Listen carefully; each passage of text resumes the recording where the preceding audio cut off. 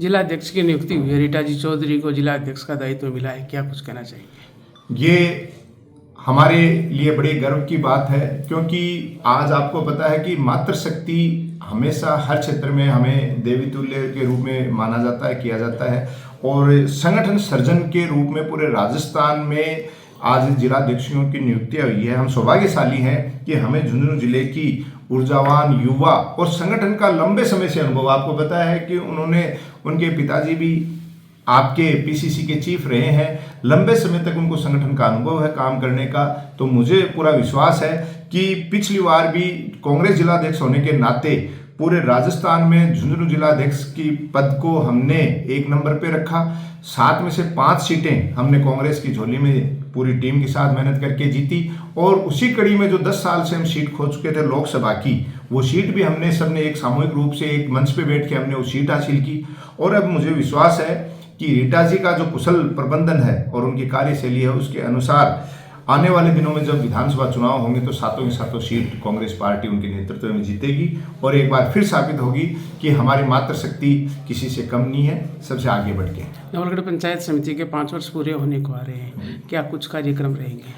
देखिए, 10 दिसंबर को नवलगढ़ पंचायत समिति का 5 साल का कार्यकाल पूरा हो रहा है और मैं बड़ा सौभाग्यशाली हूँ कि विभिन्न प्रकार की विपरीत परिस्थितियों में भी 5 साल तक लगातार हमने जनता के हित के और विकास के कामों को लगातार काम किया। आपने देखा कि पिछले दिनों भी विपरीत परिस्थितियों होते हुए भी हमने पंचायत समिति में काफ़ी विकास के कामों का अनुमोदन किया और क्षेत्र में काम कर रहे हैं। उसी के पेटे आज आप देख रहे हो कि जब भी लास्ट मीटिंग में भी पूरे के पूरे सरपंचों के साथ लगभग 30 की लगभग सरपंचों की संख्या, 15 की लगभग मेंबर्स की संख्या, लोगों के कोरम पूरे नहीं होते हैं एक प्रेम भाव के साथ, क्योंकि हमने पार्टी पॉलिटिक्स से ऊपर उठ के हमेशा पंचायतों के डेवलपमेंट और विकास को महत्व दिया है।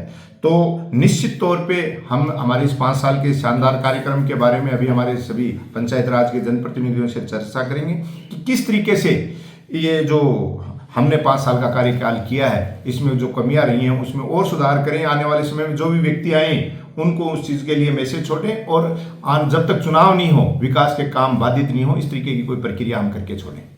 आने वाले समय में चुनाव थोड़ा देरी से होने की उम्मीद है, तो आगे क्या कुछ रहेगा? देखिए, चुनाव की प्रक्रिया मुझे भी लग रहा है कि लंबे समय तक नहीं होने की है।